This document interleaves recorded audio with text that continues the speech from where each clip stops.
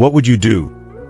If you were sitting at home, maybe watching TV, sipping your tea, and out of nowhere you feel it. A tightness in your chest. A strange pressure crawling up your arm. Maybe you start to feel lightheaded. Your breath gets shallow. You're not sure what's happening.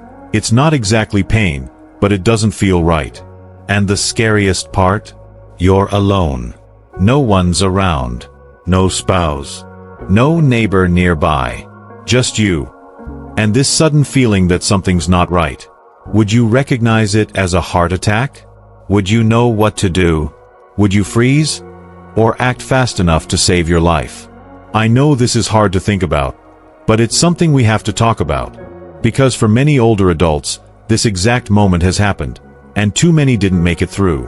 Heart attacks are the leading cause of death around the world. And for seniors, they often don't come with dramatic Hollywood symptoms. It might not be a chest-clutching, fall-to-the-floor moment. It might just be nausea, dizziness, jaw pain, or even a little heartburn. And by the time you realize it's serious, it could already be too late. But here's the truth that gives you power. If you know what to do in those first few minutes, even when you're alone, you can absolutely survive. That's what this video is about. In the next few minutes, I'm going to walk you through 9 life-saving tips that could keep you alive during a heart attack, even if no one's there to help you. And you'll want to stay with me to the very end. Because tip number 6 is something almost no one talks about. Yet it could make the biggest difference when it matters most. These are not just medical facts. They're survival tools. And whether you're here for yourself or for someone you love, you need to know them. And hey, I'd love for you to be part of this conversation. If you've ever had a heart scare, or know someone who has, share your story in the comments. Or just type, "I'm here," if you're watching this to protect yourself or someone you care about. This is Healthy Senior Advice, your trusted space for real talk about aging safely, living wisely, and staying prepared. Now let's get into these 9 powerful tips. Because one of them just might save your life. Tip 1. Recognize the early signs immediately. Let me tell you about John. He was 72. Widowed for a few years. Still sharp, still independent. One evening, he felt this weird discomfort in his chest. Like heartburn. He brushed it off. Probably the spaghetti, he said to himself. He felt short of breath later but figured he was just tired. Hours passed. Then he collapsed. By the time help arrived, it was too late. See, the danger with heart attacks, especially for older adults, is that the signs are often subtle. Not the dramatic Hollywood chest grab you see in movies. Sometimes, it's just a dull ache in your jaw, or a weird pressure in your upper back. Nausea that feels like the flu, or a sudden cold sweat that doesn't make sense. And that's the trap. Most people think, it's probably nothing, or I'll wait it out. But when it comes to your heart, waiting is a risk you can't afford. So here's the rule. If something feels wrong, even if you're not sure what, don't try to explain it away. Don't assume it's just indigestion or stress. Your instincts are smarter than you think. Listen to them. Because when it comes to a heart attack, time is everything. And once you recognize something's wrong, your next move is the most important one you'll ever make. Tip 2. Call emergency services first. Picture this. A woman in her early 60s. She starts feeling dizzy and breathless. Her arm aches. She thinks, I'll drive myself to the ER, it'll be faster. She never made it. The truth is, trying to get yourself to help can backfire. You could pass out behind the wheel, lose control, and never get the care you need in time. When you call emergency services, 911 or your country's emergency line, you're getting more than a ride. You're getting trained professionals who show up with defibrillators, oxygen, clot-busting medication, tools that can keep you alive in those critical minutes. A lot of people, especially the strong and independent ones, think it's faster or smarter to drive. But it's not. It's a gamble, and the odds aren't in your favor. So here's the real advice. Keep your phone nearby at all times. By your bed. In your pocket. Wherever you are, especially if you live alone. If you feel symptoms, don't hesitate. Call immediately. Say clearly, "I think I'm having a heart attack." Help will come, and every second they save could be the second that saves you. And while you're waiting for that help, there's something else you need to do right away. Tip 3. Chew aspirin immediately. You've probably heard it before, take aspirin during a heart attack. But how you take it, that's what matters most. So many heart attack survivors say the same thing. "That aspirin, that saved me." Why? Because aspirin helps thin the blood. When you're having a heart attack, there's usually a clot forming, blocking blood flow to your heart. Aspirin slows that clot down, gives the emergency team more time to reach you. But here's the key detail. You need to chew it, not swallow. That speeds up how fast it gets into your system. So instead of waiting for it to digest, it starts working right away. Keep a 325 milligrams aspirin, the standard adult dose, somewhere easy to grab. In your kitchen, in your purse or wallet, even next to your bed. It's such a small thing. One little pill. But in those terrifying minutes, it can buy you the time you desperately need. And now that you've taken aspirin, your next move is to calm your body. And that starts with your breathing. Tip 4. Stay calm and control your breathing. It's hard, I know. When you feel that pressure in your chest, your heart racing, your hands starting to shake, it's natural to panic. But panic is one of the worst things you can do. Let me tell you about a woman named Lillian. She was 68, living alone, when she started feeling strange, tightness in her chest, shortness of breath. She'd seen videos like this. She remembered one thing: stay calm, breathe. So she sat down, closed her eyes, and focused only on her breath. In through the nose, out through the mouth. Slow, steady, over and over again. That simple act, calming her breath, helped her stay conscious until help arrived. Here's why it matters. When you panic, your body releases adrenaline. That spikes your heart rate, raises your blood pressure, and puts more strain on an already struggling heart. People often start pacing, talking too much, gasping. But every one of those things makes it harder for your heart to survive. So here's what you do instead. Sit still, feet on the floor, hands resting gently. Breathe in through your nose for 4 seconds. Hold it, then out through your mouth for 4 more seconds. Let the rhythm anchor you. Let the stillness carry you. You don't have to be a meditation expert. Just focus on one breath at a time. That's your job now. Let your body fight, but let your mind stay calm. And now, let's talk about something you've probably heard whispered around, but not everyone understands. Tip 5. Cough CPR. Use with caution. You've probably seen it floating around social media. Cough hard if you feel a heart attack coming on. It sounds strange, right?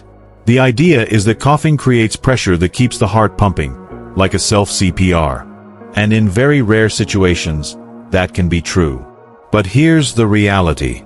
Cough CPR only works in a very specific case, when someone's heart goes into a rhythm problem, called ventricular fibrillation, and they're about to lose consciousness in seconds.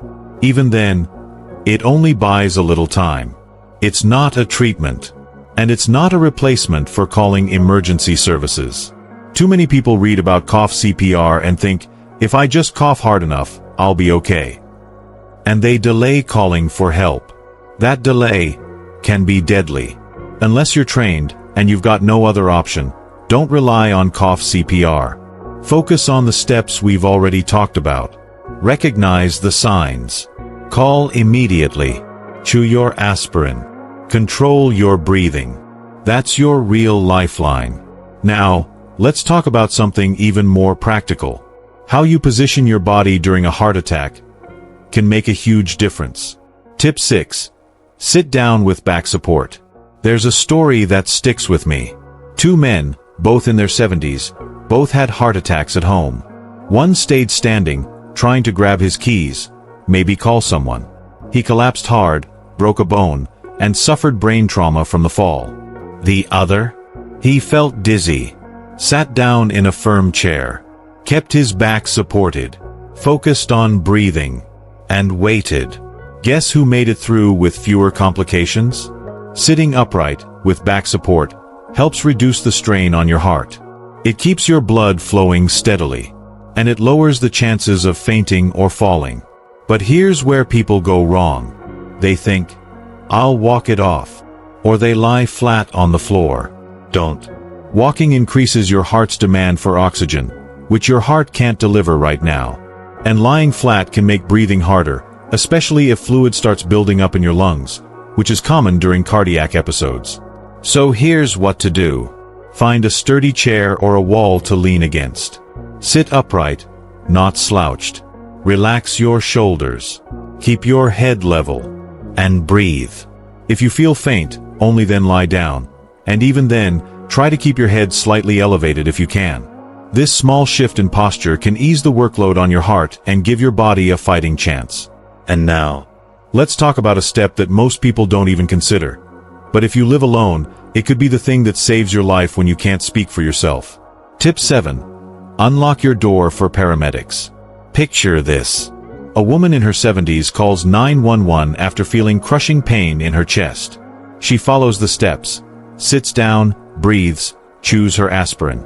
The ambulance arrives minutes later, sirens blaring. But they can't get in. Her front door's locked. The gate's padlocked too. And by the time they break through, she's gone. It's heartbreaking. And it's preventable. In an emergency, every second counts. And I mean every single second. When you call for help, one of the best things you can do, if you're still conscious, is unlock your door. Sounds simple, right? But in the panic of a heart attack, people forget. They sit near the phone, clutch their chest, wait for help. But the door stays locked. And paramedics? They're trained to save lives, not pick locks. Sometimes they have to wait for the fire department. Sometimes they break a window, costing time you don't have. So right after you dial 911, if you're able, unlock your front door. If you live in an apartment, buzz them in or tell the dispatcher how to access the building. If you've got a gate or screen door, leave it unlatched. And if you're not in a state to walk to the door, that's where preparation comes in, which brings us to our next life-saving step. Tip 8. Use a medical alert system. Let me tell you about Robert. 75 years old. Lived alone in a quiet neighborhood. One night, he collapsed in the hallway. No one else was home. No phone in reach. But he was wearing a small button around his neck. One tap, and his medical alert system contacted emergency services. His daughter got notified too. Within minutes, help arrived. That tiny device? It saved his life. Here's what makes it powerful. Modern medical alert systems don't just call for help. They know when you fall. Some detect changes in heart rhythm. Some even connect directly to live operators who talk you through the situation. And yet, so many people skip them. They say, "I don't need one, I'm still active." It's for people who are worse off than me. But that's the thing. Heart attacks strike fast. No warning. No schedule. You can be perfectly fine 1 minute, and gasping for air the next. If you live alone, or spend time alone, a medical alert isn't just a gadget. It's peace of mind. It's protection. And it might be your voice when you can't speak. You can wear it on your wrist, around your neck, or keep it by your bedside. Some even connect to your smartphone. Because when the pain starts, you won't have time to dig through drawers or search for your phone. You need help at the press of a button. And now, we come to the most overlooked tip of all. The one that doesn't involve gadgets or breathing techniques. It starts with something far more personal. Tip 9. Know your personal risk factors. You know your body better than anyone. You've lived in it for decades. You've seen how it reacts to stress, food, movement, sleep. But when it comes to heart attacks, most people don't realize how different the symptoms can be. There's this idea in our heads, probably from movies, that it's always a dramatic clutching of the chest, falling to the floor. But for many seniors, especially for women, people with diabetes, or those with nerve damage. The signs can be much more subtle. Take Maria, a 66-year-old grandmother. She had no chest pain, just a strange ache in her upper back and a little nausea. She almost ignored it, but something told her, this isn't normal. Because she knew her risk, family history, cholesterol, a previous stroke. She didn't wait. She called for help, and that quick decision saved her.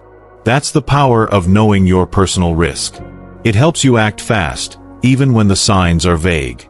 Even when others might say, it's probably nothing. So ask yourself, do you know your blood pressure, your cholesterol, your family's history with heart disease? Have you had symptoms before that seemed small, but maybe weren't? Knowledge isn't just power, it's protection. The more you understand your own risks, the more likely you are to listen when your body whispers for help, instead of waiting until it screams. Let's take a breath together, just for a moment. Because yes, this is a heavy topic. It's not easy to imagine yourself, alone, scared, unsure, in the middle of a heart attack. It's the kind of fear most people don't talk about.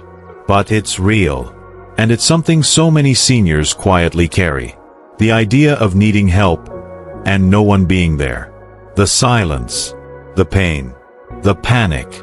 But now, just take a moment, and flip that script. What if, instead of fear, you felt ready? What if, when that pressure in your chest started, instead of freezing, you moved, you breathed, you made the call, you knew exactly where the aspirin was, you unlocked the door, you stayed upright, focused, and calm. That's what these tips are about. They're not just information. They're power. They're your lifeline. Because the truth is, you don't have to be helpless. You don't have to sit in fear, waiting for something to happen. You're not just a number.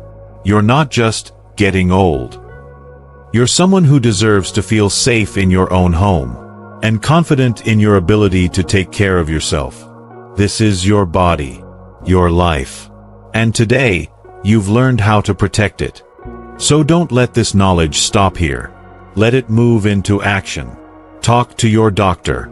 Ask the hard questions. Make sure you've got aspirin where you can reach it. Put your emergency contacts in your phone, clearly labeled. If you haven't already, consider a medical alert system. It's not giving up your independence, it's securing it. And most importantly, talk to the people you love. Let them know what you've learned. Because this video isn't just about surviving. It's about creating a circle of preparedness. For you, your friends, your partner, even your neighbors. You are not powerless. You're informed. You're prepared. And that makes you strong. So yes, a heart attack alone is terrifying. But with the right steps, the right mindset, you are never truly alone. Because with knowledge comes strength. And with strength comes hope. And hope is where real healing begins. Let's take a moment to bring everything together, because what you've just learned could truly be life-saving. Here's a quick recap of the 9 crucial tips to help you survive a heart attack when you're alone. Tip 1. Recognize the early signs, not just chest pain, but dizziness, nausea, jaw discomfort, and cold sweats. Tip 2. Call emergency services right away. Don't drive yourself, don't wait. Time is everything. Tip 3. Chew aspirin immediately. It's simple, but it can slow the damage until help arrives. Tip 4. Breathe slow and steady. Calm your mind, protect your heart. Tip 5. Use cough CPR only in specific situations, and only if you're trained. Tip 6. Sit down with back support. Protect your circulation and reduce strain. Tip 7. Unlock your door. Make sure first responders can reach you quickly. Tip 8. Use a medical alert system, especially if you live alone. It's more than a device, it's a lifeline. Tip 9. Know your personal risk factors. Your symptoms might look different, and that awareness could save you. Each one of these tips might feel small on its own, but together, they create a powerful defense, a plan, a way to protect yourself when every second matters most. Now let me ask you something. Have you ever thought about what you'd do in a medical emergency? Have you talked to your family, or maybe made a plan for yourself? Which of these tips stood out the most for you today? Which one made you pause and think, I didn't know that? I'd love to hear from you. Drop a comment below and share your thoughts, or just say, I'm here if you're watching to protect yourself or someone you love. You never know who your comment might help. And if this video made you feel a little more confident, a little more prepared, or if it reminded you how important this kind of knowledge really is, consider subscribing to Healthy Senior Advice. This channel is here for you, to keep you informed, to support your journey through aging, caregiving, and wellness, and to remind you that you're not going through it alone. We cover everything from safety tips and daily health routines, to emotional care and lifestyle advice for older adults and their families. So, if that's something you value, we'd love to have you as part of our growing community. Just hit that subscribe button, and make sure to tap the bell so you never miss a moment that could help you or someone you love. And finally, thank you. Thank you for taking this time, not just to listen but to care, to prepare, to empower yourself. You matter. Your health matters. And this simple act of learning, it's an act of love for yourself and for those who care about you. So stay strong, stay safe, and always remember, your life is worth protecting. I'll see you in the next video. Until then, take good care of yourself. You're not alone.